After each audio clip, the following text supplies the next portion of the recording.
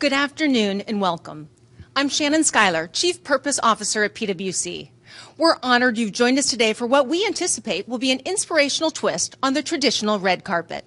I'm here with my co-host, Joe Confino of the Huffington Post, and for the next 30 minutes, we'll be putting purpose center stage by focusing our attention on those who are helping tackle some of the world's most pressing problems.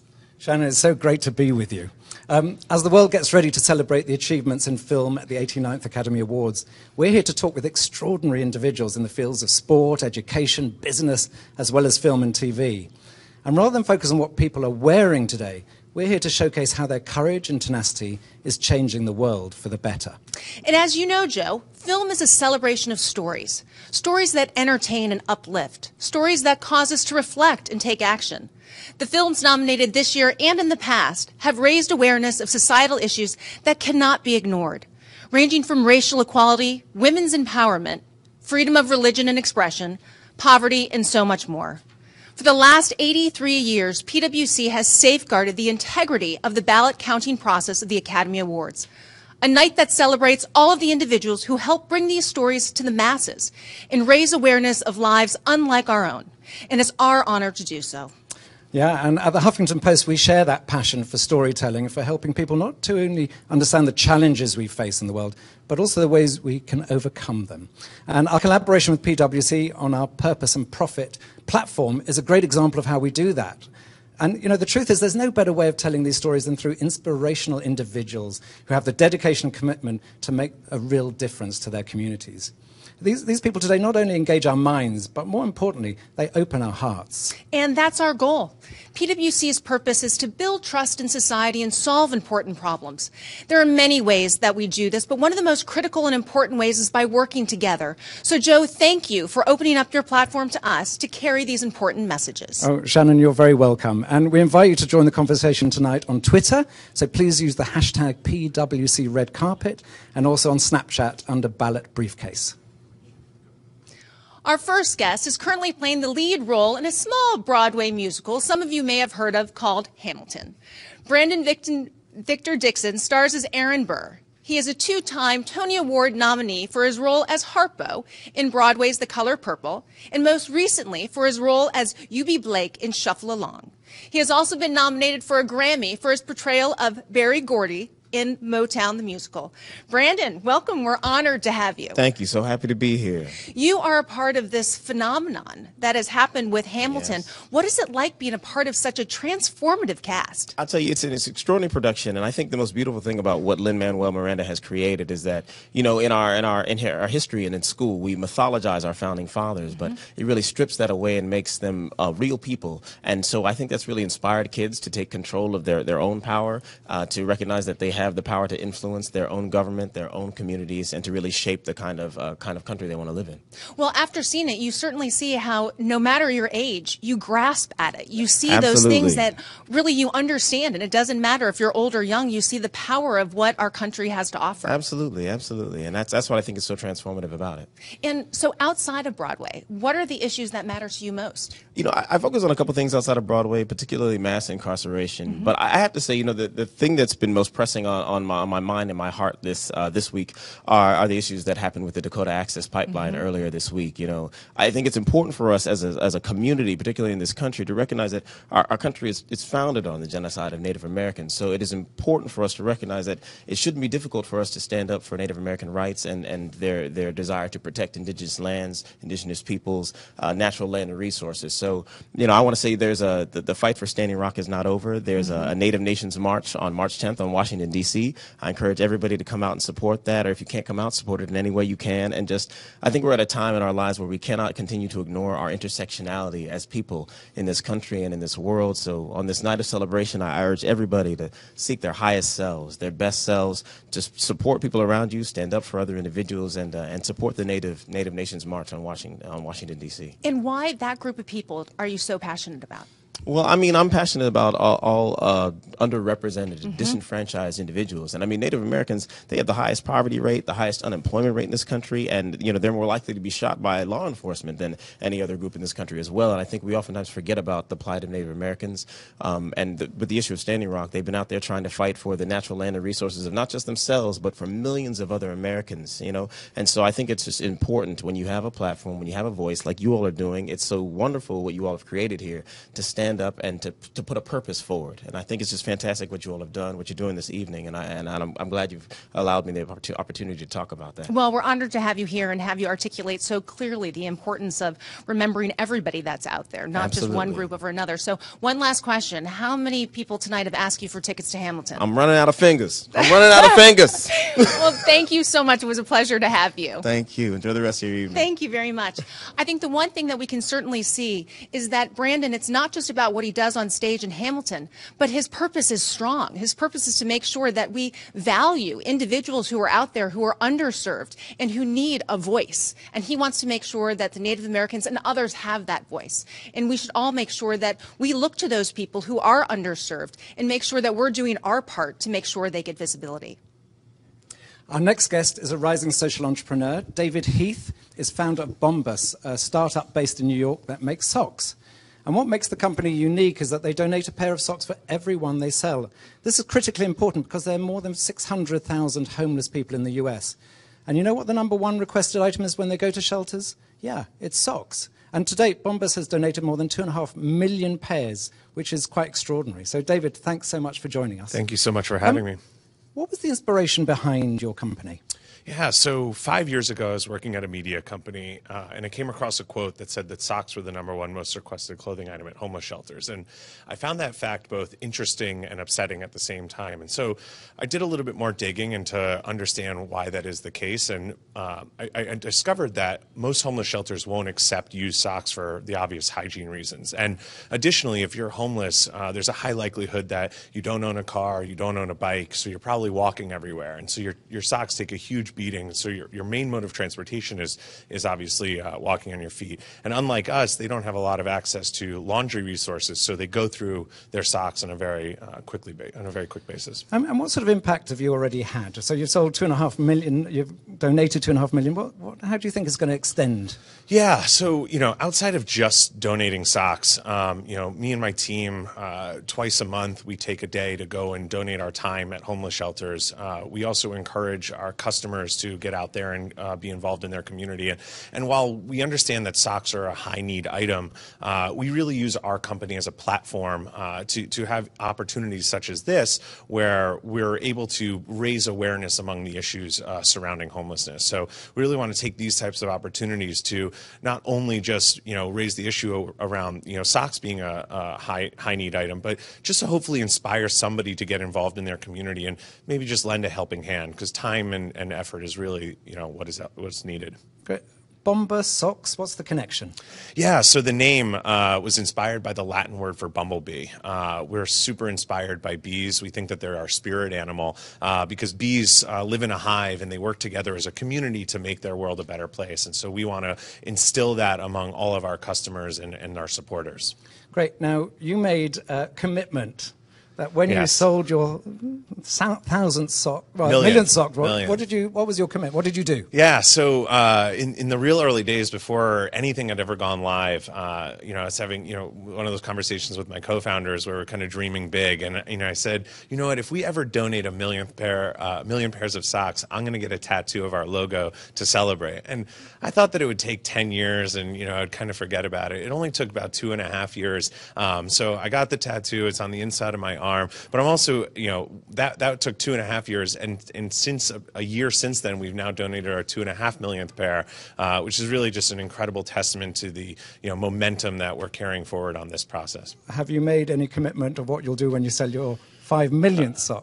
I'm hesitant to make commitments these days, realizing how quickly everything's going. But I do hope one day that I can join the pledge among all the other great social entrepreneurs that have come before me. Very, very quickly, finally, sure. What is what do you hope to achieve for yourself? Because we we like to be of service to other people, but Yeah. what do you gain from this? It's interesting. I grew up in, the age of MTV Cribs and, opulence in the early 2000s. And I lived in New York City, and I kind of got wrapped up in the fact that I defined success as monetary. Ever since I've had this opportunity, I've made the least amount of money I've ever made in my entire life, but I've been fulfilled with the most amount of joy I've ever had in my entire life. So as long as I can keep doing what I love every single day and giving back to, those that are less fortunate, I'll find success in that. David, thank you so much. Thank you so much. And this is a great example of someone who's saying, actually, money is not the most important thing in life. That actually, when you have a purpose, when you're in service to other people, you are both happier, but also you make a great difference. What an incredible story. There are countless heroes battling the war on hunger. Celebrity chef Rachel Ray has been on the forefront of tackling hunger and nutrition for children across the country. I recently caught up with Rachel in her studio in New York and asked her about her purpose, and here's what she had to say. I make my living with food, so for me, my purpose is to give to my community, to make school food healthier for American kids, to help feed the hungry and eradicate hunger for American school children in my lifetime. And my real life daughter is a pit bull. So for me, I wanted to create food for animals that was as good as food I would feed humans. And because of that, we've given millions of dollars to hunger relief for humans, but we've earned $16 million for non-kill shelters, large and small.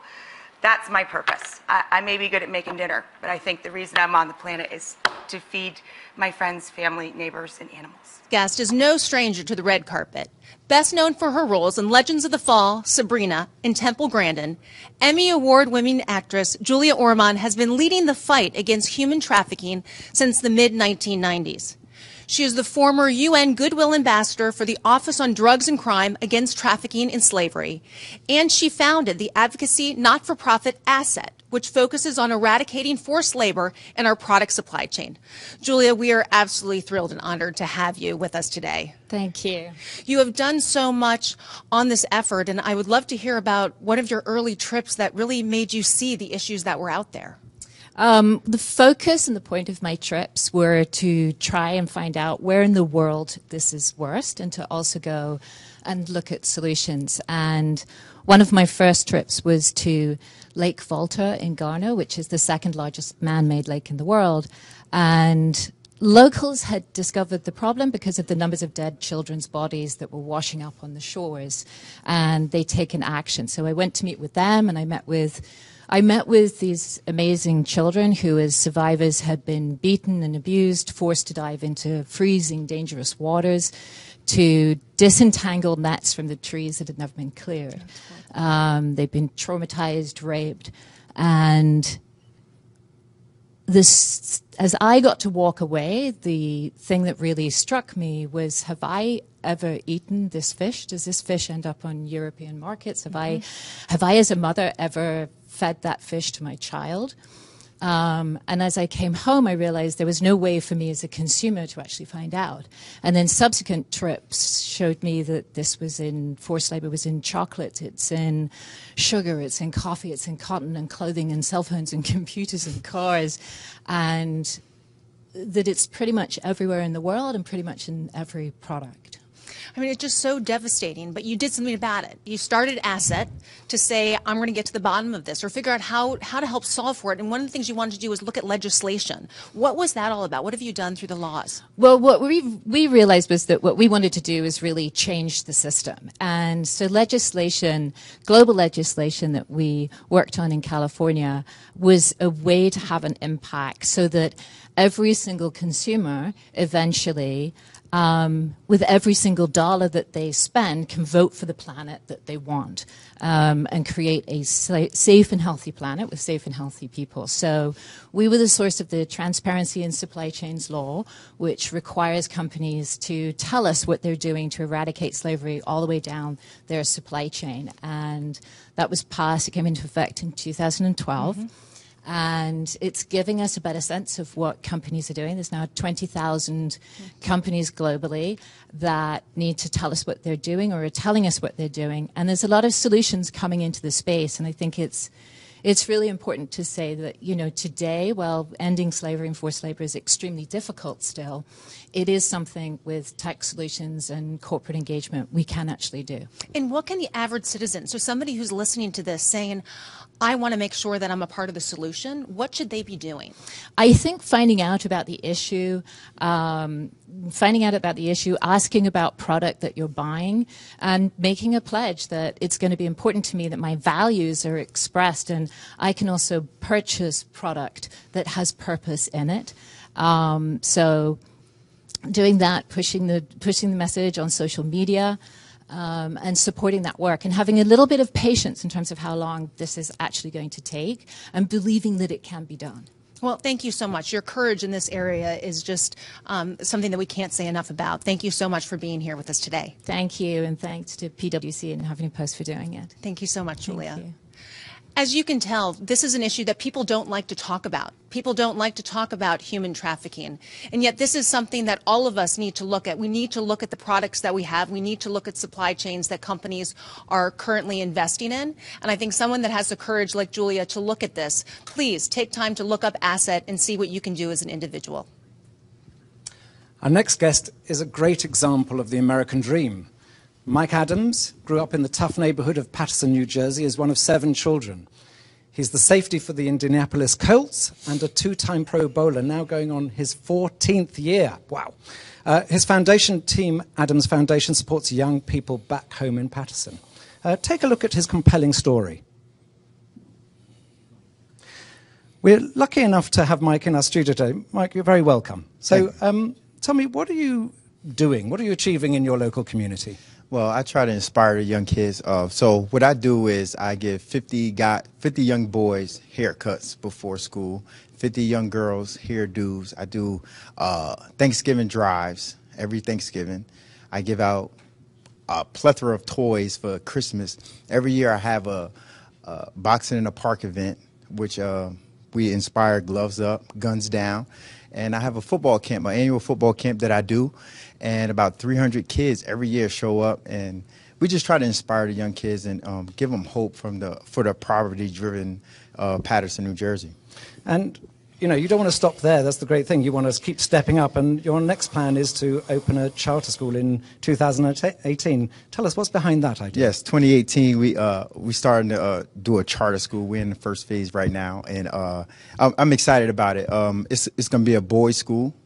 And we're going to build confidence in these young men. We're going to teach them how to tie, teach them to be an entrepreneur, teach them how to carry themselves as young men, because, the crime rate of young men these days are going to prison is very high. So I want to try to limit that by instilling confidence in them and just doing little things for them that sometimes they just need guidance, and I want to give that to them. I want to be one of the guys that give that to them. Great.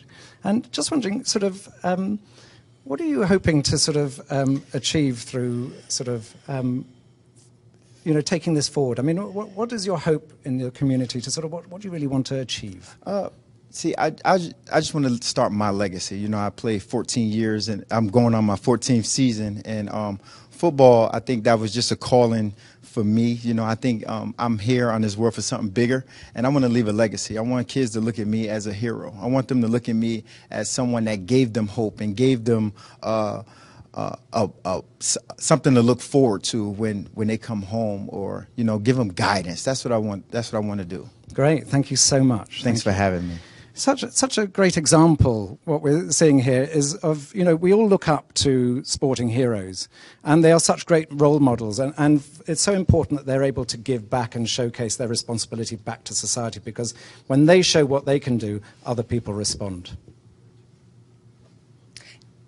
Now let's keep this conversation going. And make sure that you go to the hashtag to continue to follow. So go to hashtag PWC Red Carpet, and also follow the briefcase that contains tonight's winners under the Snapchat ballot briefcase.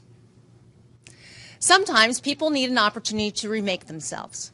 There are many job training programs that help people returning from prison get back on their feet, but Refoundry has created an exciting new model. Let's take a closer look at how Refoundry is reimagining the possible. I like to call it dumpster diving. When we see something sticking out, it's peeking at us, so we say, oh, let me go see what that is. And so we go in there and we look and say, oh, gold mine. Make a nice table out of this. Yep. Wow. People coming out of prison very often feel that society has discarded them and that they've discarded themselves in a way.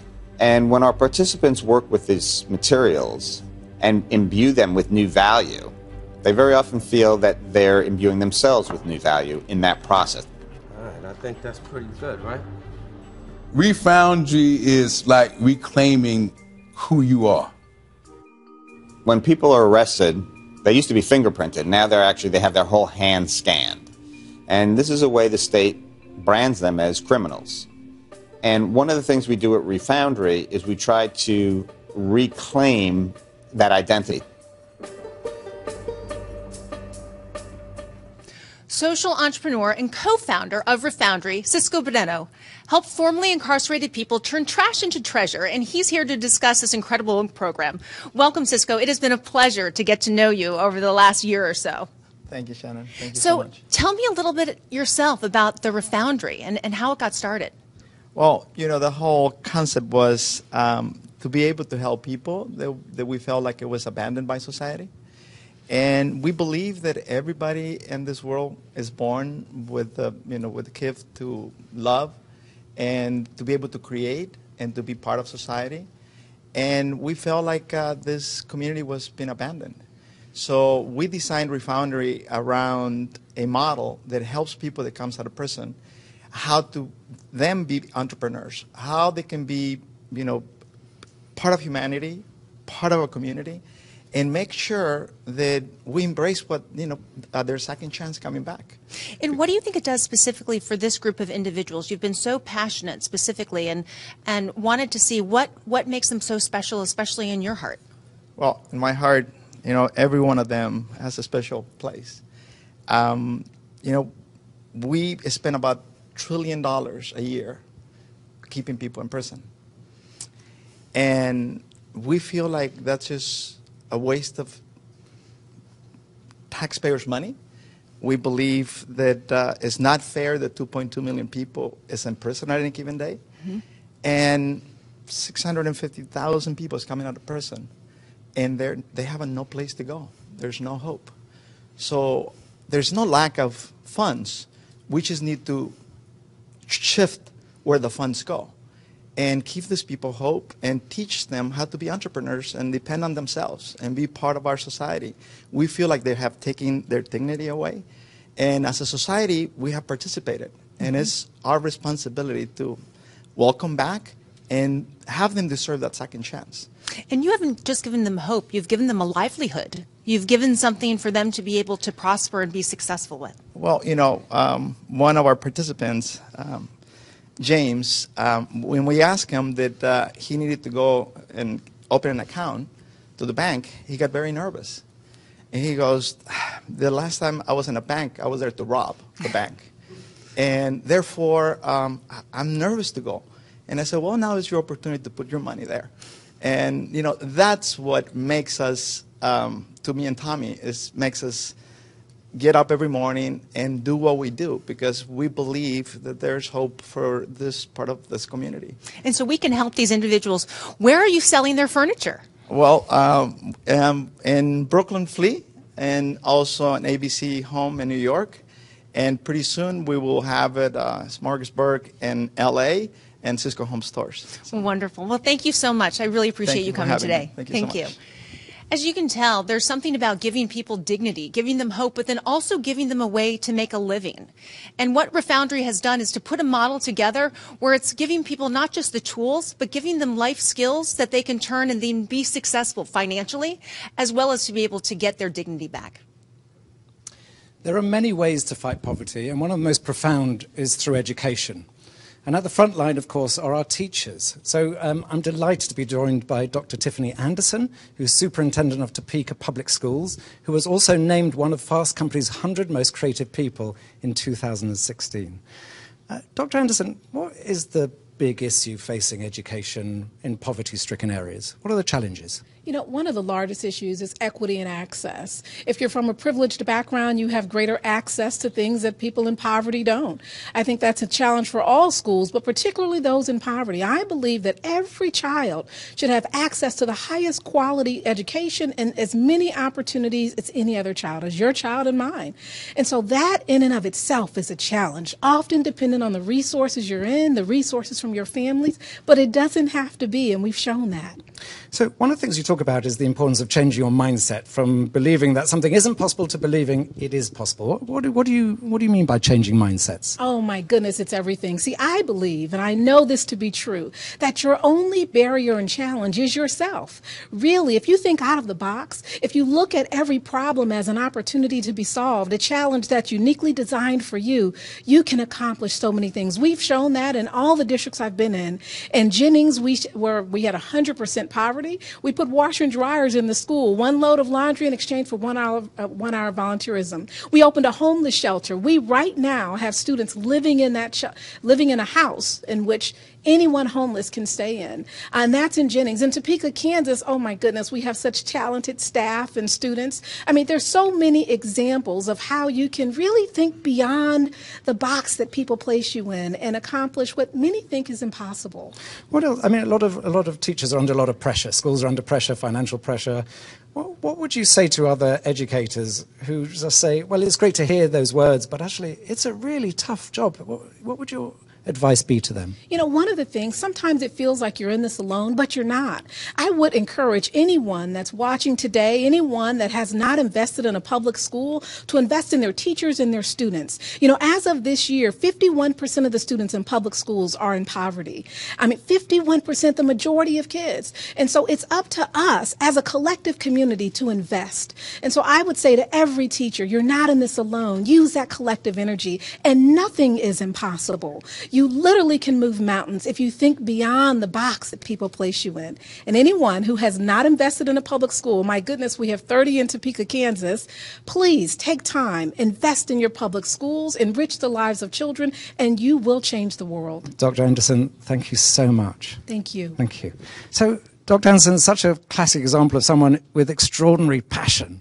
And it's like, you know, when you hear Dr. Anderson speak, you just believe anything is possible. And that's because she's not only speaking with passion, she's actually changing the world and showing how it's done. Student loan debt is a $1.3 trillion problem disproportionately affecting minorities. A few years ago, our next guest was a middle school teacher who wrote a song about paying off his student loans. The music video went viral and is now considered somewhat of an anthem. Now I'm excited to introduce rapper D1. D, welcome. Thank you. I feel great. It's wonderful to have you here. Thank you so much. So how did you go from Mr. Augustine in a middle school to D1 the rapper? Because I saw a need. There was a need for more positive content to come from rappers.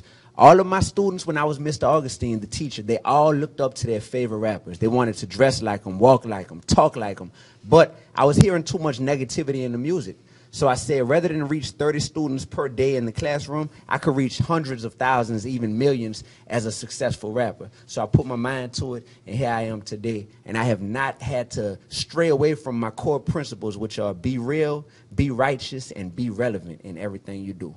And why financial literacy? Why did you think it was important, based upon your experiences, that you joined forces with a professional services firm to talk about financial literacy and financial capability? That's a great question, Shannon. So I heard too many rappers talking about get money in their music. Get money, get money, get money. But no one ever tells you what to do once you get the money. They don't tell you how to effectively manage it and properly spend it. So I said, I can actually be that rapper that teaches people how to be more financially literate with their money so they don't go broke. Mm-hmm. And PWC was just a great partner because honestly, it just made sense. It's like, wow, we can join forces. We both want to reach minorities who are trying to become more financially literate and savvy. Let's just join forces and be a dynamic duo. Well, one of the things we'd love to do is to hear a little bit of the song that made you so famous. Sure. Can I perform? You go ahead. Well, ladies and gentlemen, this is my song called Sally Mayback about paying my student loans off. My name is D1. And if you've ever taken out a student loan, then you can wait and relate to this day. Everybody check this out. For those who doubted me, yeah, this is payback. And I've been on my grizzly, yeah, since way back. No, sir, and I don't drive a Maybach, but guess what I did? I finished paying selling Maybach. Maybach, I finished paying selling Maybach. Maybach, I finished paying selling Maybach. Maybach, I finished paying selling Maybach. Maybach, hey. Thank you so much. Thank you so for much. being here. I really appreciate it. Appreciate you. One of the things that we certainly know is PWC working with a disruptor like D1 might not seem like the average collaboration, but it's been something that's captured the attention of students, and considering the student loan debt and what that's doing to the future of individuals, it's been a very powerful collaboration. Every year, the balloting team, the people who tabulate the votes, work extremely hard to make sure that the process is handled with the utmost care and accuracy. But there's one other celebrity critical to bringing the results to the stage, the ballot briefcase. In recent weeks, Briefy had its own journey to the red carpet, making its way across the United States. Now it is finally here in Hollywood. Check out some highlights from its journey. What we do with one of those briefcases, though, is before it actually is used in the evening of the Academy Awards, we have it take a bit of a tour around the country of PWC, and we have it stop over in a number of offices where people can get a chance to take a look at it, to hold it, to have their picture taken with it. And it's actually become somewhat of a celebrity itself on Snapchat and other forums. So it's kind of taken off in a way that I never would have thought.